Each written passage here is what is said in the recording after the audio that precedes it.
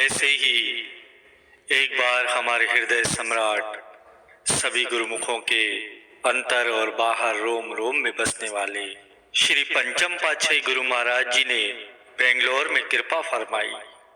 आश्रम की शोभा देखते ही बनती थी। शुभ आगमन की खुशी में हर पत्ता हर डाली झूम उठी। भक्तों के दिलों में भी प्रेम का सागर उमड़ पड़ा। फिर नव वर्ष की नूतन वेला आ गई। रात को 12 बजे सदगुरुदेव महाराज जी ऊपर गैलरी में कृपा फरमाते हैं। सब ओर से जय जयकार के स्वर गूंज उठे। हर प्रेमी का हृदय खुशी में झूम रहा था। चारों ओर मुबारकों और गुरु को वीडियो लाइक करना, सब्सक्राइब करना प्लीज। बधाइयों का शोर था। प्रातः श्री आरती पूजा के पश्चात पावन श्री दर्शन खुले और अमृत वर्षा करते हुए सदगुरुदेव महाराज जी ने अपने पावन मुखारविंद से ये वचन उच्चारण किए। गुरुमुखों, आम संसारी लोगों का तो आज के दिन केवल वर्ष बदलता है, लेकिन जो गुरुमुख सत्पुरुषों के चरणों में आ जाते हैं उनका केवल वर्ष ही नहीं बदलता, उनका तो जन्म ही बदल जाता है।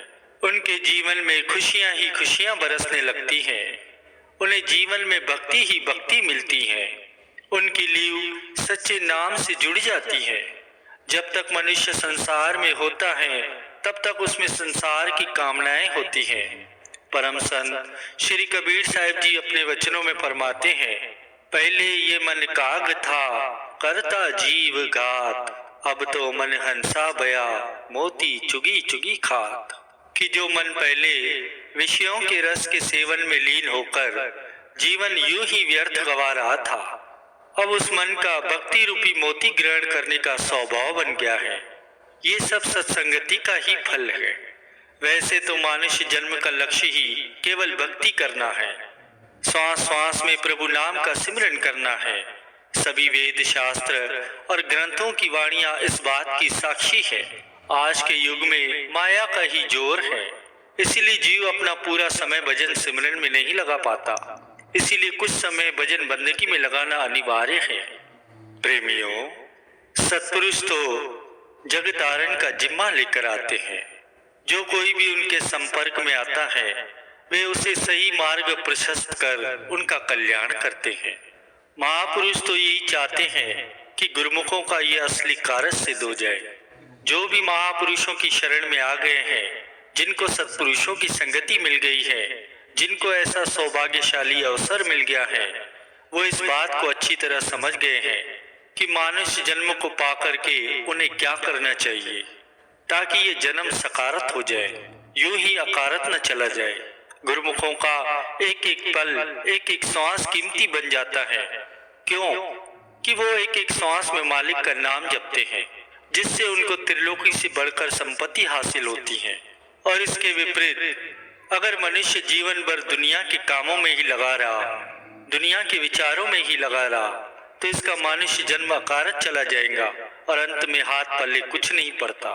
इसीलिए महापुरुष इसको ये विचार देते हैं, इसको ये समझाते हैं कि तुम्हारे तो बहुत ऊंचे भाग्य हैं, बड़ी खुशकिस्मती है जो तुम्हें ये इंसानी जिंदगी मिली है। इससे बढ़कर खुशकिस्मती ये है कि सत्पुरुषों की संगति मिल गई है। सत्पुरुषों की संगति का मिल जाना बड़े भाग्यों की निशानी होती है। कई जन्मों के पुण्य कर्म होते हैं, तब ऐसा संयोग बनता है कि मनुष्य जन्म मिल जाने के बाद सत्पुरुषों की संगति मिलती है। आपके जन्मों जन्मों के भाग्य खुल गए हैं जो आपको सत्पुरुषों की संगति मिल गई है और नाम भक्ति की कमाई करने का ऐसा सुअवसर मिल गया है। अब ऐसे सुअवसर को पाकर के आपको चाहिए कि भक्ति के साधनों को अपनाकर अपने जन्म को सुधार लें। अब इस कार्य को सिद्ध करने में कोई कमी न रह जाए। इस सुअवसर में ऐसा यत्न कर लो कि रूह जो जन्म जन्मांतरों से मालिक से बिछड़ी हुई है वह मालिक से मिलकर एक रूप हो जाए। महापुरुष इसीलिए जीव को बार बार हिदायत करते हैं कि इस सुअवसर में नाम और भक्ति की कमाई करके अपना कार्य सिद्ध कर लो। अगर हाथ में आया हुआ ये समय व्यर्थ चला गया तो ये फिर हाथ नहीं आएगा। महापुरुषों ने एक एक श्वास की कीमत त्रिलोकी से बढ़कर बतलाई है, इसलिए अपना एक श्वास भी व्यर्थ न जाने दो। श्वास श्वास में नाम भक्ति की कमाई करो। ऐसे ही हमारे हृदय सम्राट सदगुरुदेव महाराज जी श्री पंचम पातशाही गुरु महाराज जी ने ओंटारियो के विंडसर शहर में कृपा फरमाई। वहां पर कई चर्च और हिंदू मंदिर बने हुए हैं। ऐसे ही एक हिंदू मंदिर में भक्तों ने सत्संग का प्रोग्राम रखा था। लाइटों से जगमग करता हुआ सुंदर सिंहासन तैयार किया। मंदिर के पंडित जी ने उठकर सदगुरुदेव महाराज जी का स्वागत किया और पावन श्री वचनों की दात प्रदान करने के लिए धन्यवाद करने लगा। तब महाप्रभु जी ने मौजवश पंडित जी से पूछा कि क्या यहाँ नित्य प्रति सत्संग होता है, पूजा अर्चना और भजन कीर्तन होता है। पंडित जी ने कहा कि यहाँ न तो पूजा होती है और ना ही सत्संग होता है। रविवार को ही कुछ प्रेमी जन यहाँ आते हैं, केवल उसी दिन ही आरती पूजा होती है। तब सदगुरुदेव महाराज जी ने आश्चर्यचकित होकर पूछा कि इस मंदिर में साक्षात परमात्मा प्रतिमा के स्वरूप में विराजमान है, क्या आप उन्हें सप्ताह बाद भोग लगाते हो? इसका मतलब तो ये है कि आप स्वयं भी रविवार को ही भोजन पाते होंगे और बाकी दिन उपवास रखते होंगे। यह सुनकर पंडित जी और सारे प्रेमी शर्मसार हो गए। वे श्री चरणों में अपने अपराधों की क्षमा मांगते हुए विनय करने लगे। हम गफलत की नींद में सो रहे थे। श्री सदगुरुदेव महाराज जी ने कृपा करके हमें मोह निद्रा से जगाया है, जन्मों से भूले हुए को आत्मबोध कराया है। अब हम नित्य प्रति श्री आरती पूजा का नियम बनाएंगे और आपके वचनों को पूर्ण तौर से निभाएंगे। सदगुरुदेव महाराज जी ने मनुष्य जन्म की विशेषता का बोध करवाते हुए फरमाया कि यह मनुष्य जन्म का आपको जो गोल्डन चांस मिला है, इस जन्म में प्रत्येक श्वास में सेवा और भक्ति की कमाई कर लो। सत्पुरुष इसी काम के लिए तो संसार में आते हैं। वे कथनी में विश्वास नहीं करते, बल्कि सब प्रैक्टिकल करवाते हैं। जिस प्रकार से भोजन करने से पेट नहीं भरता, तृप्ति तभी होती है जब वह पुरुषार्थ करके ग्रास अपने मुख में डालता है।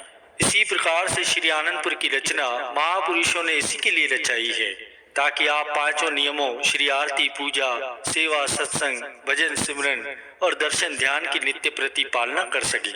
यहाँ प्रतिदिन निष्काम सेवा का पाठ पढ़ाया जाता है, सत्पुरुषों के उपकारों का गायन किया जाता है, श्री आनंदपुर दरबार की महिमा का वर्णन होता है।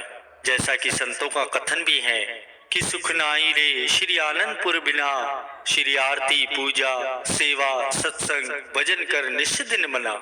जिस प्रकार जीवा दांतों के अंदर सुरक्षित रहती है और कितने भी चिकने पदार्थ खा लेने पर भी स्वयं चिकनी नहीं होती, इसी प्रकार माया काल की नगरी में गुरुमुख जन माया काल से न्यारे रहते हैं। प्रतिदिन श्री आरती पूजा कर प्रभु का भजन ध्यान करते हैं। जिसके दिल में अपने सदगुरु के प्रति अचल निष्ठा और दृढ़ विश्वास है, दुनिया की कोई भी शक्ति उसका बाल बांका भी नहीं कर सकती। गुरुमुखों, महापुरुष संसार में एक विशेष लक्ष्य को लेकर अवतरित होते हैं। जो जीव उनकी चरण शरण में आ जाते हैं, उन्हें वे सही मार्ग दिखला देते हैं। सही मार्ग सत्पुरुषों के सिवा दुनिया में और कोई नहीं दिखा सकता। आप भाग्यशाली हैं जिन्हें ऐसा सुअवसर मिला है। इसलिए अब सबका ये फर्ज हो जाता है कि इस मार्ग पर चलते हुए अपना लोक परलोक संवार ले। गुरु को वीडियो लाइक करना, सब्सक्राइब करना प्लीज़।